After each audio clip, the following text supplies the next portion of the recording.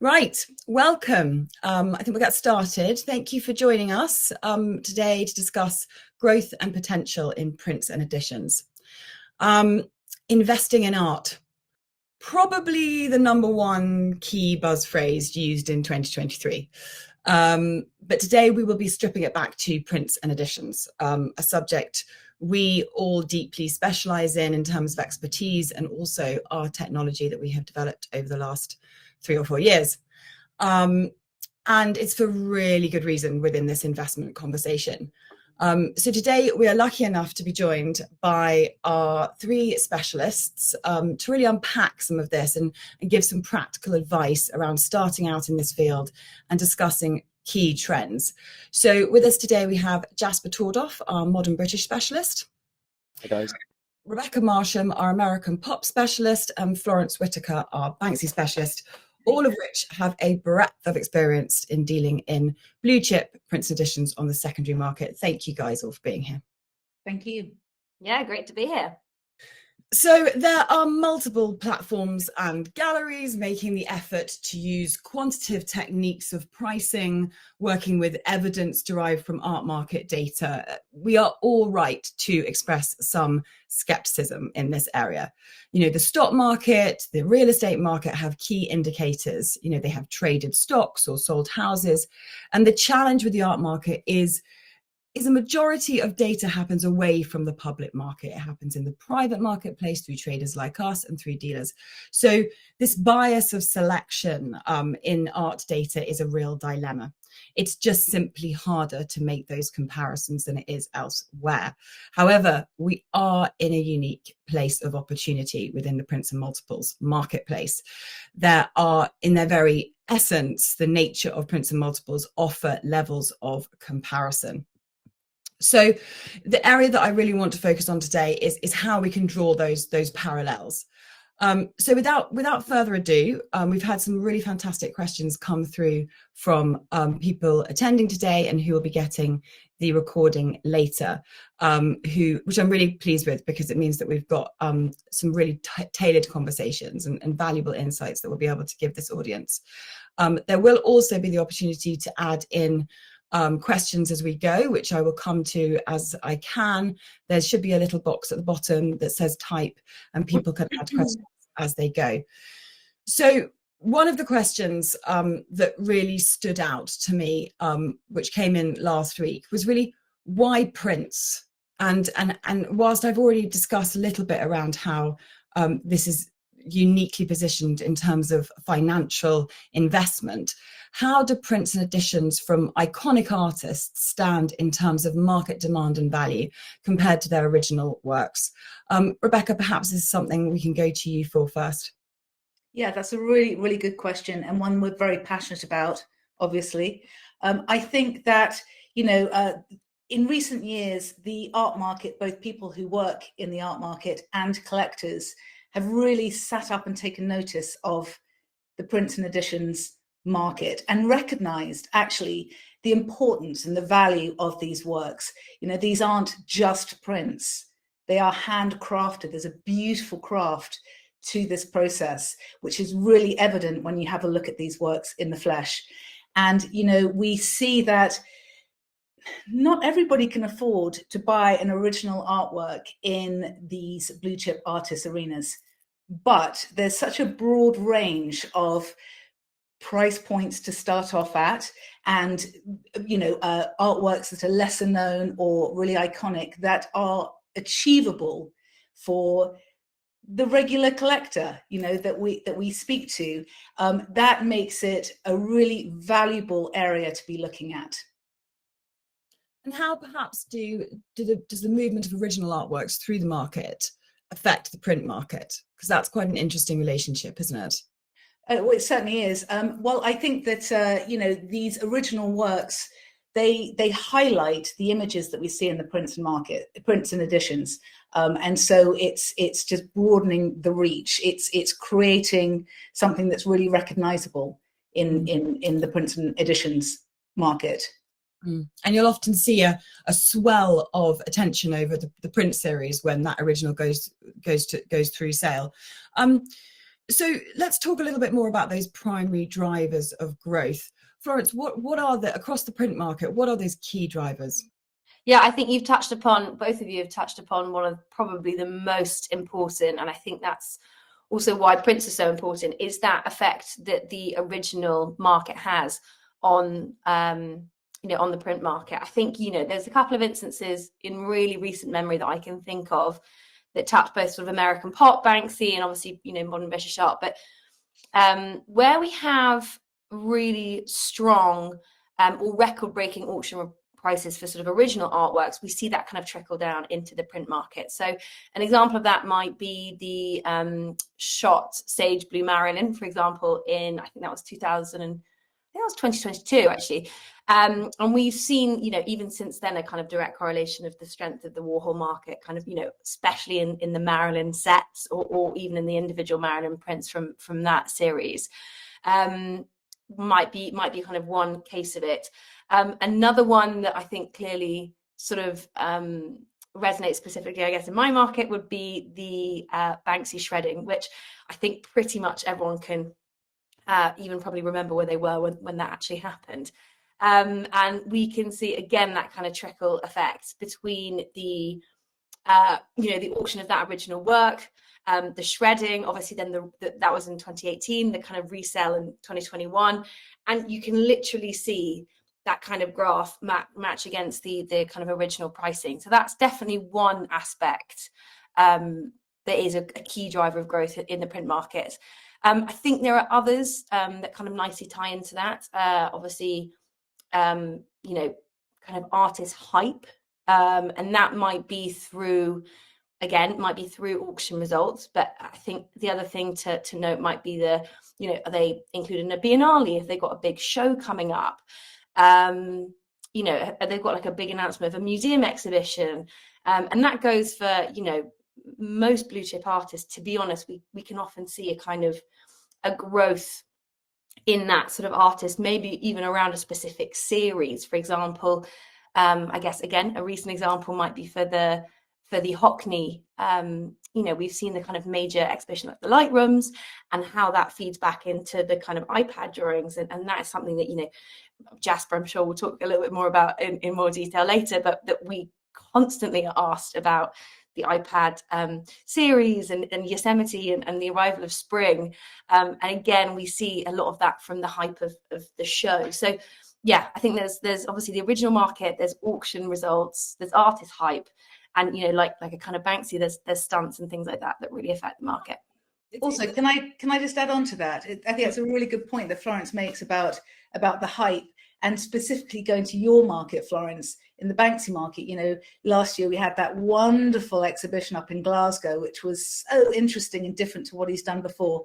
And every time Banksy does some event or stunt, suddenly the influx of demand and inquiries increases. Totally. Recently, the road sign that appeared and then got swiftly stolen and gets so much coverage in the news, and we definitely see that bounce on effect. I think that's what's really exciting about particularly collecting modern and contemporary works, is because you're seeing a lot of activity, and it's not just art world occurrences, it's also what the press do. Actually, that's what's quite exciting, which means that really a lot of people that collect deep in this area, there's a real excitement around pop culture, and that's how it and we're talking about artists that actually started creating their portfolios in the 50s when pop really became a thing, and that cult of celebrity. So just taking a little bit back from the hype of Banksy, who's the number one in that space, and really the sort of the OG Warhol. Jasper, what key trends in the modern British segment are you seeing at the moment, and perhaps how do they differ in maybe Damen Hurst market versus Hockney and Riley? Yeah, it's a good question. Actually, it tails on quite nicely to what we were discussing before about the hype. Because in a way, with Damen Hurst and all the recent releases that he's doing with Henny and the collaborations, that creates a new type of hype. These print publications are happening quite regularly, and of course, because it's Damen Hurst, he's a great self-publicist, and he's got so many followers on Instagram, so that everybody knows about these. And in a way, it has positive and negative effects on the market. Perhaps what I'm seeing at my side is that there's a more of an interest in the older works that Hurst has done. There's an argument where the market gets a little bit diluted. There's so much going out there. So there is, there's both positive, great, it's in the press, there's more interest, and again, we see more inquiries come through. But again, there's also an element of the market might look a bit saturated with all of these releases, and they're quite hefty edition numbers as well, which is very different to some of the earlier works. And then if we sort of draw on Bridget Riley, again, her show that she had in the Hayward, which I think was one of the last solo exhibitions of her work, created a huge influx of new collectors coming into the space, people that perhaps didn't already collect artwork. They like the price point. There's a nice entry point for Riley, and that made a huge impact on sort of her print market, which undoubtedly was enhanced by sort of originals coming to the market as well. But it's interesting that the Hurst take, because obviously he's an artist that is still producing lots and lots of editions. So there's both positive and negative effects of that. A real showman, like so many of them. One of the questions we had, and I've got to go to you on this, Florence, because it's very much a Banksy question, although, please do all answer it. We've obviously been through an extraordinary situation in the last 5 to 7 years, which is, we look at sort of investment growth. What effect has the pandemic had on the print market? Florence? Yeah, you're right. There's definitely a specific correlation between the pandemic and the lockdowns, really, and the print market. I think, without sounding too much like a broken record, this is something that I definitely discuss with with a lot of my collectors, which is that during that time, such a funny time that everyone was sort of locked at home. And I think you were looking around your walls, and there was a lot of sort of, blank spaces on your walls, and you're potentially thinking about, artwork that could go there. So there was always that side. And then the other side is that people generally tended to have a bit more cash, really, because they were, you weren't able to go on those holidays that you were thinking of. You weren't able to kind of do, many of the other things that you probably would have done. So a lot of people turn their attention to the art market, but both from a kind of aesthetic and an investment perspective. And I think what we saw is a lot of new people and new collectors, which is really exciting, come to the market. I think if we look at Banksy specifically, coupled with kind of what I said earlier, I think we had this sort of melting point of a unique set of circumstances where we had the lockdown. People felt like they had a little bit more disposable income, as well as all like the Banksy stunts, this hype, many kind of original auction, original pieces going through auction. And we just saw the market kind of skyrocket, really. And there was, if I'm completely honest, there was an overinflation of the market. So the prices just went astronomical. Like with anything, you can't kind of keep going at that level. And so what we've seen since things sort of calmed down and things went, quasi back to normal, we've sort of seen a market correction. And so, the price of those have softened. They've had to come down because, the trajectory that they were on was sort of so sort of great. So, that's another thing to bear in mind when you are thinking about these external factors that drive growth. What does that look like on a long term? And I think it's really interesting because if you look at the pandemic as a small aspect, and we see this across, all the data that you can see on our website, we have lots of sort of points of different auction results, as well as, a lot of data that comes in, private data, lots of different kinds of data points. But you can see this clear correlation. And when it sort of dropped down, if you actually take it on aggregate over the last 10 years, the growth has been quite gradual. But if you take it in just a short snap of 3, it does seem like it's been very drastic. So again, it is very much how you look at these things and in what perspective and also what context as well. And that's what's so interesting about, perhaps now is a good time to talk about, what we see from just a purely sort of public auction perspective. So, the auction results are, estimated to be about 30% of what's actually happening in the market, because of the way things are traded all the time. And I think, to your point, Florence, you made a really good example of it. If you were to look at the Banksy market from that moment when the pandemic hit, and also they were so easy to trade with COAs, there was particularly easy market to move things around in, and then you looked at just the overwhelm of supply when something like that happens, but being able to look at it on a longer view and have all the knowledge that you just gave us, through that, to be able to make these decisions in a better way is really what we're trying to do with the value indicator and my portfolio. Rebecca, Warhol, much older marketplace in our very small area that we're discussing today.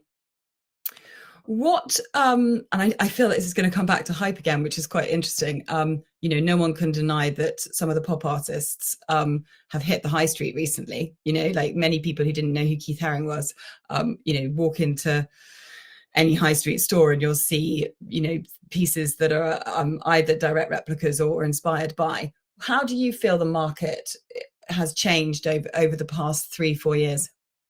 Well, I think this kind of goes back to Florence's point. I've certainly seen a massive difference in spending power and what people are demanding. I was working in gallery during the pandemic and I saw extraordinary sales coming through. It was, we thought it wouldn't be that way, and it was.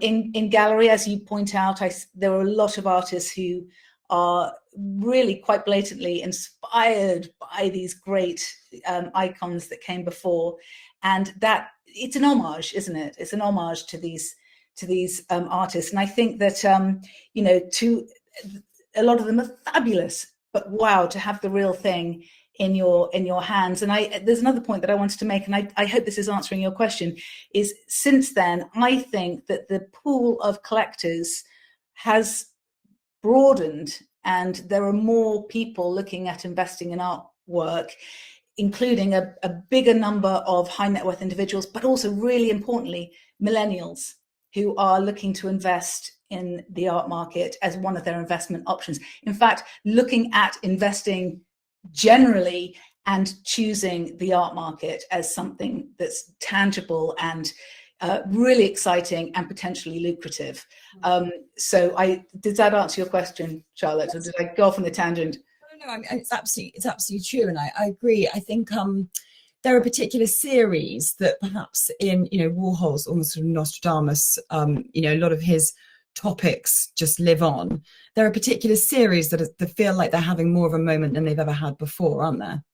Certainly, and we saw 2023 was a really exciting year, watching the auction results coming through, and really from our end, the inquiries that we get, and certainly what we've seen at auction, a lot of people really looking at the sets, which of course, as we move further and further away from the year that they were created and they get sadly broken up, the rarer they're going to be. But Endangered Species did incredibly well with an achieved price of 2.8 million, including fees. I mean, that was so exciting to watch that. The Marilyns are incredibly sought after. I mean, those are really, really iconic works. The ads, also interestingly, we've had a lot of inquiries into the Cowboys and Indians, which is, I think it's a fabulous set and quite difficult to get hold of. And also the Ladies and Gentlemen, which I'm particularly fond of. And, I think it's interesting watching the trends. And I think it goes to, some people are steering still towards those wonderful iconic pieces that we know and love Andy Warhol for, but also looking at these really important works, but they're just lesser known, they're less obvious, but they are absolutely having their moment in the sunshine. Jasper, going to you, David Hockney, Bridget Riley, these are artists that are still with us. And, Hockney's a fascinating one. He's still producing, he's still reinventing. Talk to us about the trends in the last few years with David Hockney's work. Yeah, so it is great that they're still with us. And, for an artist like, let's start with David Hockney, whose career has probably been defined by experimenting. He brought the digital iPads to the market. They probably looking outdated now because of NFTs and they've become a craze. But for an artist of that generation to be producing those works, it's fascinating. And how has the market taken to them? Amazingly well. In terms of what we're seeing huge demand for would be works like the iPad series, work. And then if we're looking at full sets, we're looking at the Yosemite suite that he's done, Arrival of Spring. These are all works that you could have picked up directly from the publishers for, I think, around £40,000. And the market's gone crazy for them. There's been a slight softening in recent results for, works like Arrival of Springs, but it's amazing to see how originally on release, the digital drawings perhaps didn't have such an impact on the market, whereas now that they're some of the most sought after Hockney pieces, and we're really seeing a huge demand. If we look back at Riley's work, it's really interesting again to see the work that she was producing in the 60s. So the fragments works, the black and white pieces that she was doing, those are in huge demand. And the prices have really sort of reflect that. That they can get quite expensive. And then if some of her newer stuff, so I believe her last release was in 2019. And again, these have really taken to the market nicely. So it's quite interesting to see, particularly with Riley, the early works in her career, which is perhaps more traditional, that we see those often having the highest results at auction. Whereas with David Hockney, works from 2020, 2019, right at the artist end of his career, really command the higher prices. It's quite interesting to sort of juxtapose those two artists in that way. To sort of find where the value trends are. It's very interesting to look at. I do want, if people have got questions, please do pop them in this. It's the first time we've done a live on a round, and I hope that everyone can see the little type box at the bottom. Please do pop them in there. They are public for everyone to see, just so you're aware. But we'd love questions as we move on from trends into some really practical advice around this area. So let's start with condition, authenticity, and provenance. Absolutely paramount to affecting price and the ability to be able to resell if that's something that you want to do. Who wants to go first with the topic of condition and perhaps what people should consider for the first time entering into the market when it comes to the condition of a print, bearing in mind things are of various ages in this marketplace? Yeah, I'm happy to kind of go ahead, because I think those three quite tie nicely into, well, across all three sectors really. But I always say, number one is when you're looking at sort of purchasing an artwork, make sure that, the three things that you're, exactly as you said, Charlotte, is condition, provenance, and authenticity. And I think this is almost more important, of course, for works that are of a certain age. So obviously, a lot of the original artworks have been in shows and you can track everything back. When it comes to the screen prints, some of the Warhol pieces are, Rebecca, correct me if I'm wrong, but I think sort of 60, 70 years old, some of them. So make sure you're doing your due diligence, and there is really no silly question to ask when you are coming to kind of someone like us. So what we do specifically, and I think not what every gallery or auction house necessarily will even do, is we make sure that we have everything unframed. So that means that we can check the front and the back of the artwork, make sure that you can kind of see what we can see, really. So that just means that because we've had, unfortunately, some of our clients have too, that horrible thing where you've purchased an artwork, you deframe it and you realize, gosh, the edges are all completely stained, or it's been framed really badly in the past, and there's some bad foxing, which is when you get this sort of horrible little sort of mold spots and things like that. So make sure that you've asked for a condition report, that you're getting the full condition on everything, because that will make a difference to the value of your artwork. Of course, those works that are in better condition will command a higher price, and that's just because aesthetically they're kind of they're going to look much better. So condition, really important. And then of course provenance and authenticity. Provenance is, for anyone that probably, I'm sure everyone does know, but provenance is basically, where has the artwork been before it's come to you? So, has it been in any potentially, big collections? Has it been through private hands? Has it been through auction previously? All those details you should be able to kind of find out. Often this can be either written as a kind of list, or you might even see on the deframing of work stickers on the back that show which gallery the piece might have previously been sold at, for example. And then the final thing is obviously authenticity, and that again is key to the value of your artwork. And authenticity can come usually often with a certificate, whether that be from a kind of a gallery or an auction house, potentially from an expert, if this is potentially very old print. And then specifically in my case, it would be a pest control certificate of authenticity, and that's Banksy's right-hand arm pest control, which provides certificates to kind of guarantee an authenticity of the print.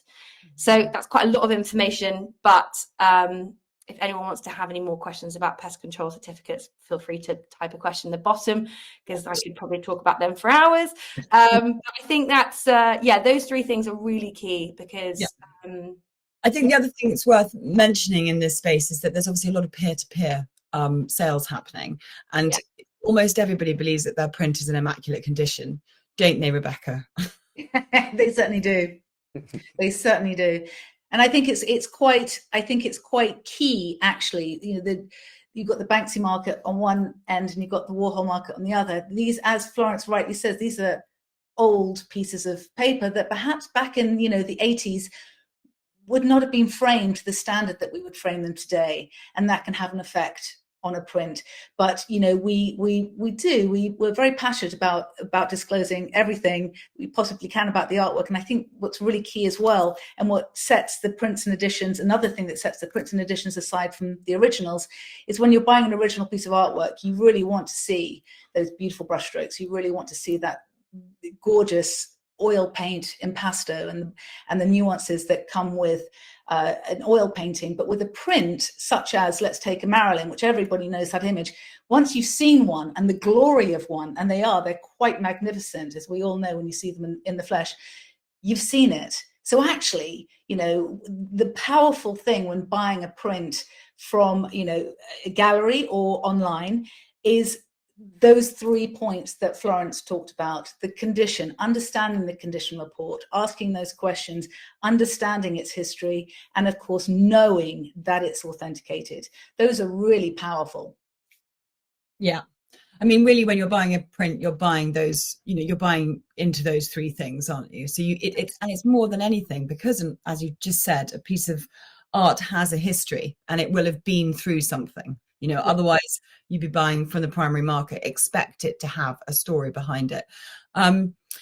Jasper, in the modern British market, particularly perhaps in the Lowry market, obviously we need to be asking for condition reports. We need to be asking about what we call the paper trail, the provenance of an artwork. Where's it sold? Who's it been owned by? And also bear in mind, we have crazy things like celebrity sales, where an artwork has been in an extraordinary collection, and that adds a huge amount of value to something and then offsets everything. But perhaps talk to us a little bit about authenticity in a market like Lowry. Yeah, it's an interesting one, that, and I'd like to add on to the previous conversation that whilst provenance is everything, and we've got to know exactly that the print's correct, it also adds a real nice sort of charm and story to a piece, particularly if you bought it directly from a gallery a year after, a Hockney from the 70s, and you've got the original receipts that are handwritten. I mean, that's great. And I think that should be celebrated, because it's particularly with prints that people perhaps bought and you chuck away the receipt and you don't think it's going to be the value that it is now. It's amazing to have that, so it's definitely something to look out for. And on that as well, particularly Lowry pieces that a lot were published in the 60s and 70s. We now live in the age where we get receipts via our email and online. There's not necessarily, we don't have all those paper trails, but there are things that we can look at. There's the Fine Art Trade Guild stamping system that they had in place. So essentially, in terms of working out whether Larry print is correct or not, you can have the art. You look out for the stamps which are embossed in the lower left margin. Of course, you can check the signature against known correct works, and then you can have the artwork unframed. You can make sure the lettering corresponds to the guidebook that was released with the fine art trade stamp. So there are niche ways to determine provenance, but finding works with correct provenance, it's always quite nice. And I do always enjoy seeing Christie's receipts from the 60s. I find it fascinating. There's always the element of, wow, I wish I bought it back then, but they're always really nice that they tell an important part about the artwork and the story. I'm conscious we're halfway through. We've got some great questions to cover here and some more I wanted to go through. So I'm just going to start with a couple from here. How does the number of each edition affect its price and demand? Jasper, you look like you want to take that one. Well, it's a great question. I think I was speaking to somebody about this not too long ago. I mean, having say 1 out of 100's great, and then having 100 out of 100's great. I think it's important to differentiate between artist proofs, printers proofs, which I think perhaps Rebecca can touch on in relation to the Warhol market. Now, the numbering, there is an argument where particularly with screen prints, where the paint was a bit fresher on the first print, and arguably it might be slightly more vibrant than later down the print run. Now, in terms of what the market and how the market reacts to that, I don't think there is a difference. We can't see that. It's great having a number, a number that resonates with you. I think number 5 in Asian cultures is considered lucky, but really in terms of the value of the print, it doesn't make a difference.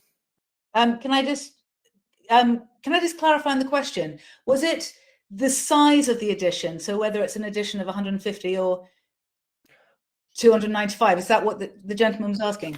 So it was a very good question to ask. I think let's answer both. I mean, the question is actually about the number itself. And obviously we do have collectors who are obsessed with particular numbers. And I always love that when they obsess with particularly their lucky number. But it's a good question to answer, Rebecca. Size of edition versus demand.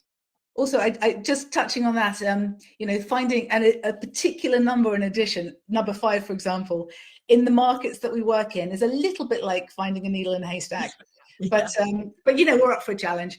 But yes, it does have a difference. And I think to simplify it, it's if you have an edition of, let's say, 1,000, I'm thinking about the Paper Pools by David Hockney, or an edition of 50, it's the rarity of the work, and it's the ease of which, or the lack of ease of which, you could find those works. It does have a difference. It absolutely does. And then demand thing, isn't it, Rebecca? What's that, Florence? Simple supply and demand. Supply and demand, absolutely. And then touching on Jasper's point about the different types of prints and the beginnings of the edition runs, I've certainly seen in the past a lot of people putting a lot of emphasis into the first 10 or 20 of an edition run. And I think it's to Jasper's point that perhaps it would have been the vibrancy and the newness of the ink being pulled during the edition. But also, we do see a lot of demand for, actually specifically in the Warhol market, for the TPs. That's increased in 2023 quite dramatically. And in these beautiful original prints that we're talking about, the prints and editions, you've got different types of prints outside of the main regular edition. You've got trial proofs, you've got artist proofs, you've got eau de commerce, and printers proofs. And these were traditionally perhaps trialing out the colors, trialing out the screens. They were often in lieu of payment to the printer, for example, or the artist would keep them back or dedicate them to people. So because they have that little extra bit of history and scarcity to them, they are more sought after and often carry a slightly bigger premium. I think what's interesting about that is because we've become so almost, we see so much of Warhol's portfolio all the time, but when we see something unique that he tried, I mean, there's one at the London Art Fair at the moment, which I can actually see why it's a trial proof, because the colours don't really work. So, it's lovely to see that in Warhol's practice. We're so used to seeing the ones that were really, really successful over and over again, but to see those, that working process behind it is really exciting. I've got another great question here regarding displaying, framing valuable prints. I know the best way to preserve the quality is to store it and not display it, but what's the fun in that? Couldn't agree more. We're not in this market to not look at prints all day. That said, should one consider framing, hanging high quality reproduction of the print instead? And do you recommend doing that, or do you have collectors who prefer this route? I'm also curious to know if we take all the proper steps in regards to framing, so, glass, exposure to light. Let's talk about that, because it's really important, isn't it? It's a really, really good question. Yeah. I'm happy to kind of go for it a little bit. I mean, I am also in exactly the same mindset as the person that asked that question. What's the point in collecting art if you're just going to store it? That said, I'm not judging anyone that has just stored it, because we do have collectors that do that too. Maybe they don't feel comfortable, keeping that artwork in their house. And I guess that brings you round to your kind of secondary nature of that question, which is, do you do a high level reproduction and hang that at home whilst keeping the artwork in storage? Yes, that is absolutely an option. And that is something that we have done for 2 or 3 collectors actually in December, in which they were looking for sort of artworks. We were able to kind of find them a high-res image. They've hung or framed the high-res image and actually kept the artwork in storage. That being said, if you go back to your kind of initial question about the quality of framing and having the artwork in your home, that generally tends to be, I don't want to speak for everyone else on the kind of on screen right now, but I would imagine that's probably what my colleagues would agree with me, which is, having and owning the actual artwork on your wall. And so when you are coming to do that, yes, absolutely go to an expert framer who is used to doing conservation standard framing. And there are a couple of things that you really, really keenly need to look out for. The first thing is the glass. So trying to get as high as possible anti-UV. So that can be glass or plexiglass, but you basically want it to be 99% anti-UV. And the other thing is making sure it's acid-free backing or mount. So that just means that you're not going to affect any discoloration to the actual print, the quality of the print itself. And of course, you're not going to then get any fading from that direct sunlight in glass. I would never advise you hanging an artwork in direct sunlight, but indirect should be fine. But any good framer will be able to do conservation standard framing. And of course, all of us will be happy to recommend someone and guide you on framing specifications and recommendations as well. Yeah, I think it's really, really important. And I kind of perhaps romantically think that we are temporary guardians of these artworks. And it's really, really important that we take that seriously and do go the extra mile to make sure that they are framed perfectly. And I think so in fact, somebody's just added that they've got a Hockney and a Gavin Turk. They keep them hidden away and then just adore looking at them from time to time, which is I love that. I know. I think the other thing, and I'm sure you'd all be able to comment on this, is that there are particular, come to us and ask us, because there are particular places that specialize in the works that you might have collected, and there are different considerations, aren't there, depending on a framer or the right particular glass needed for a work of 50 years old is different from a work that's created more recently. I mean, Jasper, Hockney, how should a Hockney be framed? Well, I mean, I think the main thing is to make sure that you preserve the work in the best possible condition. I mean, people like ourselves go through making sure the work is given to you in the best possible way. And I think Rebecca touched on it, where we almost have a responsibility to look after these works. So that's the main thing, is that they're framed by somebody who knows exactly what they're doing. And again, what Florence said, the UV protection to make sure it's not in direct sunlight, but you can frame them in loads of fun ways. You can have the edges exposed, which I think is quite fun because you can see some of it where it's literally been torn by the publishers. I think that's always great. Or you can have a nice mount over it and sort of beef the artwork up if it's, a smaller piece. So there's loads of great options. I think the main best bit of advice is getting it done by somebody who knows exactly what they're doing and has previously framed works of that standard. Yeah. And I think when we're kind of going back to the question earlier about value and condition, when you're looking at it from a buying perspective, as a buyer, you've also got to think about potentially what you're looking at from a seller's perspective. And I think, if you have that artwork and you've got it in such wonderful condition, maintain that condition. That's what's going to help you keep that value long term. And I'm not saying necessarily that you are ever going to sell it, because some of our collectors, actually want to keep pieces and then pass it down to their children.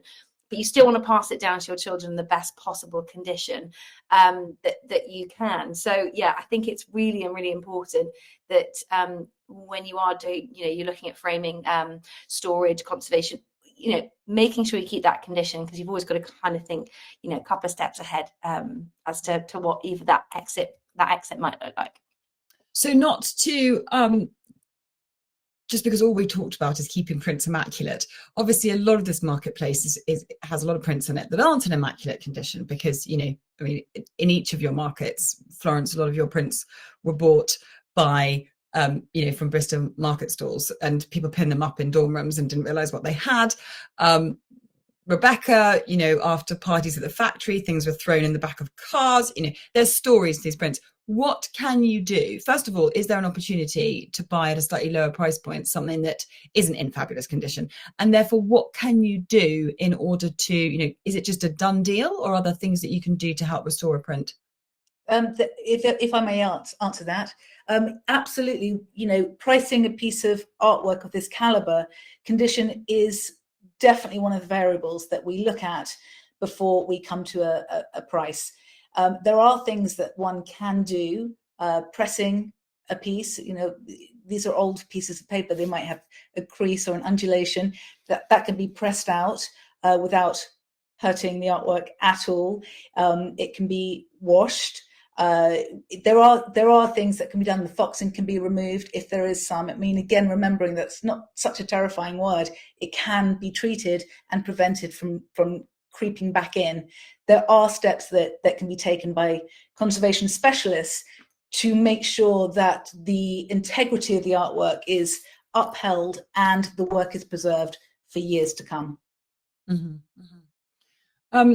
I think we've got to move on to budgets and investing and risk, because we promised that that's what we would focus on and not just the passion for the art. So let's talk about budgets, particularly, there may be some people listening who there certainly was a question around where to start and at what level. In each of your markets, there's obviously the best of the best. They're the pieces that, you would go to if you had upward of £80,000. Where would you go if you had around £25,000 to spend in each of your markets? What's looking really good at the moment? Who would you like to start with that one, Charlotte? Do you have an answer immediately for me, Rebecca? I do. Then yes. I would say that's such a key question. Again, it kind of reverts back to talking about all of our new types of investors who are looking at the art market. In the Andy Warhol market, you can absolutely be looking at artworks from £10,000 upwards. So, there's Peaches, there's Committee, there's, of course, the Ladies and Gentlemen, which, as I said earlier, did really well in 2023. There are some key works there. And I actually really think it's an exciting area of the Warhol market to be looking at, because it hasn't had the attention before as it deserved. These are signed Andy Warhol works. I think that they're absolutely worthy of looking at. This is where you all get rather brilliantly competitive, because you've all got a really good answer. Talk to me. Jasper? Well, I think what's interesting, I mean, for my market, it would probably be, I'd be looking at Hockney's works from the 60s. So that time he was experimenting an awful lot, a lot of lithographs, a lot of etchings.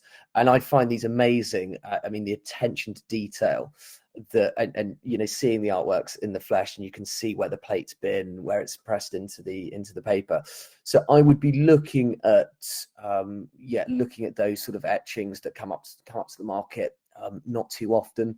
They might be overlooked by some of the newer digital works that are getting that are commanding higher prices. There might be an opportunity there. But again, you guys would know this. I've got a love affair with Bridget Riley. I'd definitely be looking to come in. You could buy 2 Bridget Rileys that are well priced in the market. You're trying to get something with a bit of color in there. Again, from a small edition size, I think there's plenty more space for that market to grow into. And I think it's such a great market to be placed into at the moment. So, you know, I would probably buy 2 Bridget Rileys if I had to answer. Of course, Jasper, you're forgetting your other true love, and that's Ellis Lowry. Of course. You know, going to the match is one of my favorite pieces. I just don't think 25 could stretch there. Again, you can get some beautiful Lowry pieces. You can get quite a few at those price points as well. So, yeah, a lot to play for. Florence, Banksy. Yeah, I mean, yeah, obviously, as you said, we've probably all cornered our own little markets, but yeah, I think, you know, Banksy, for those who are familiar, has both signed and unsigned works. They're all hand numbered, but the unsigned editions are of a larger number and therefore come at a kind of slightly lower price point. So it's a great entry level point to be able to acquire a Banksy. And to be honest, we've seen some fantastic opportunities in the market at the moment. I actually think the last quarter of 2023 was really where Banksy shone, was actually in the unsigned print market at auction. So we saw some fantastic results come back. We've seen some, you know, great confidence in the unsigned prints. And yeah, you know, if I have to sort of put my sales hat on, then, you know, I would say there's some great opportunities. So, you know, definitely let me know. But we've 25,000 is a really healthy budget. And we've got quite a few pieces that would, you know, be fantastic in anyone's collection looking for an entry level Banksy. It's quite interesting, the concept of entry level with Banksy, isn't it, Florence? Because obviously with the market swell, a lot of that unsigned work went perhaps a little above where it should have gone. And then, of course, you know, the auction houses consigned a huge amount of Banksy all at once, didn't they? And there's this correction now. So would you say it's a relatively good time to actually come back into this market or enter this market? Oh, definitely. Yeah, I think you're absolutely right. I mean, we saw again, I think this was one of the reasons also why there was a market correction, was that we had a number of auction houses doing just Banksy only. And so that was just a sort of a huge supply came in, and then again the table sort of turned, which is why we sort of the prices sort of come down a little bit. They have stabilized, which is obviously great. And yeah, exactly as you said, Charlotte, we've seen some kind of great opportunities come back. So now would be a good time to kind of, you know, start entering the market. And I know entry level sounds a little bit scary when we're talking about, you know, 20,000, but, you know, there are some pieces, you know, even that you can acquire at beneath 20,000 as well. So there's definitely opportunities there for, you know, from even probably from a sort of 15,000 upwards in the unsigned market, depending again on condition. But yeah, I mean, with regards to authenticity, all the works that we have will have their pest control COA, so we kind of do that due diligence. You don't have to, but yeah, lots of great opportunities, and I think we're seeing some prices stabilize and some really healthy prices come in on the Banksy market. So yeah, it's looking good. So with 10 minutes left, can't believe we've been here already for that long. Ways of buying. I want to talk about this. There was quite a few questions in prior to the panel around how to buy, where to buy. Obviously, you know, we have art fairs all the time showing a huge amount of prints and multiples. This is the first year that the London Art Fair has had its own dedicated section to prints and editions, and actually particularly those are for the primary market. What I saw on stands immediately is the amount of prints and multiples on the walls of almost every commercial gallery. Let's talk about the different ways to buy in this marketplace. And and who, you know, because there's plenty of other people in this market with a huge amount of expertise. You know, it's not just us. What are the considerations to make when you've perhaps fallen in love with a series? Let's take Bridget Riley, Jasper. You've fallen in love with those 2 Bridget Rileys that you are going to buy with your £25,000. And where would you start? And why might you buy in certain places and not others? Awesome. Yeah, it's a great question. One massive thing to consider is obviously we're using the I word, so investing. So it's also, price does come into it. So you've fallen in love with the piece, you've decided that is the one that you want. Now, one thing that you should consider is that you've got loads of different avenues to buy something. So you can go through sort of a gallery, you can go through auction, you can go through a broker like us, or a private dealer. Now, one of the most important things to me, and particularly if you were coming in as an investor, is to have a look at the data. So the data of how this work has historically performed. Now, great if that work has been to auction in the last couple of years. You can have a pretty good idea of where you think you should be paying, where that price point should be for that work. If that work hasn't come up to auction, you can draw on comparables. But I do think when considering that, you need to have a rough idea. To be in this market, anyone can be in this market, so anyone can be calling a price. So it's very important to do your background research into the artwork, know what's happening in the artwork, and be aware of auction results. Now, perhaps maybe you could buy these works from auction. Again, conditions such a big driver, particularly in the markets we work in. So being fully aware of the condition, I always think if you're buying at this level, you want to see the artwork front and back and really have an understanding of what you're buying. So there are risks buying from auction of not fully understanding the condition. They have so many lots to go through and so many consignments to work on that perhaps they don't give the due diligence to condition reporting of works that perhaps a private broker would do. But the main thing to wrap up what I'm saying is to have an idea of where an artwork sits in the market, what's happening in the market, and previous historic performance of that artwork you're interested in. It's really a data game when you're using the investing word. Mm-hmm, mm-hmm. And how Florence, do commission structures differ in different parts of the market? Yeah, I think it's I think that's a really good kind of lead on from where Jasper was talking about, because I think, yeah, there are obviously lots of these different places where you can purchase and you can also sell, but they may have different fee structures that you need to be aware of. So when you are looking, for example, at auction, these can be a buyer's premium, which is a percentage added onto the hammer price of between 20 to kind of 30%. It does depend on the auction house. So it's always worth bearing in mind that you are fully aware and fully informed of the fees that you may be applicable to pay on top of that hammer price. So on top of the price where the gavel comes down, there may be extra costs. And on top of that, there's another thing called ARR, which I think a lot of people aren't familiar with, which stands for artist resale right. And that is a percentage that you need to pay living artists in the UK. So that will be anything from Tracy Emin, Hockney, Hurst, Riley, Banksy. These are fees that you pay on top of that. So just be super, super aware when you are being quoted a price or when you are participating in auction, that you are fully informed about what those fees might be from a buyer side. And then obviously from a sales side, so let's say you've got your artwork and you are looking to kind of exit. What are those kind of exit strategies looking like?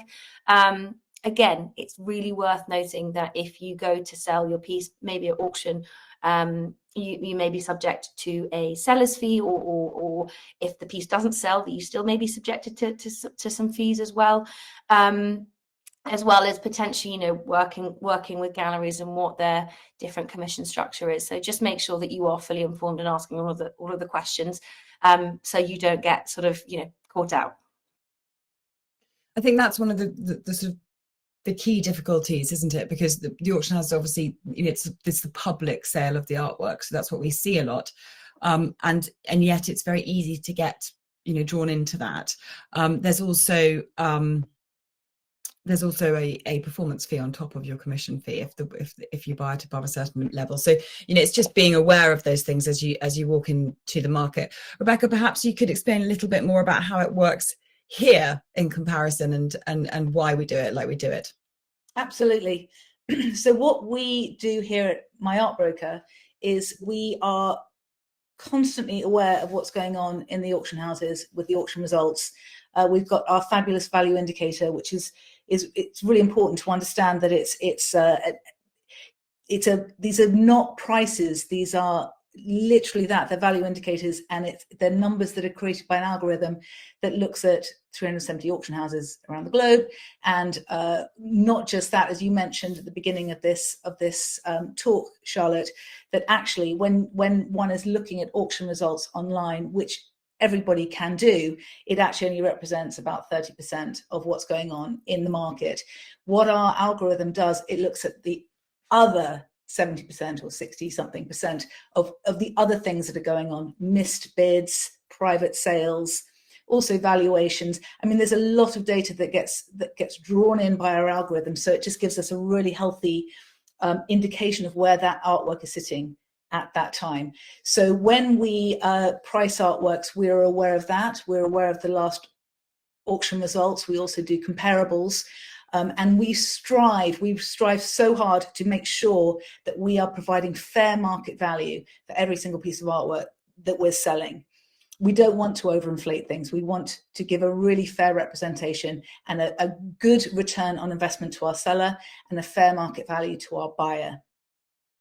And I think, that's where really, like, if you're considering buying something within the markets we specialize in, it's just always worth checking with us. We don't have the overheads of traditional auction houses and major high street galleries. And so we can just be a little bit more efficient. And if we can't, we'll tell you. That's really where the MyArtBroker magic happens. I'm going to end on... just to bring it back to why people collect, because we're talking about investment, but in reality, we're not here to convince people to invest in art unless they're interested in art. I think that happens a lot at the moment with people talking about other investments not yielding as much. Let's go and invest in art. Well, in reality, you've got to have an interest in it, and you've got to have a passion for it. So a question that came in, which I really wanted to end on, is what does collecting a meaningful collection really look like? And I think you're all uniquely positioned to answer this, having worked with collectors throughout your career. What does a meaningful collection look like? May I start on that one?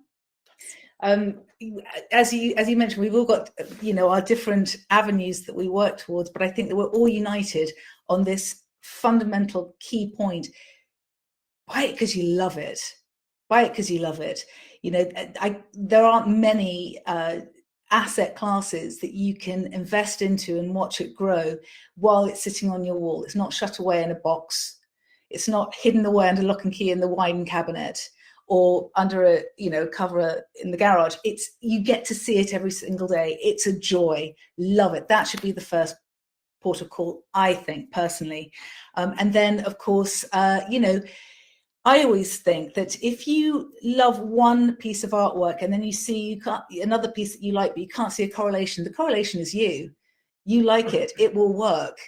And I also think that you can have, secondary market works such as Riley or Hockney or Banksy alongside some traditional pieces too. You can really mix up your collection, be bold, be proud, enjoy what you've got on your walls.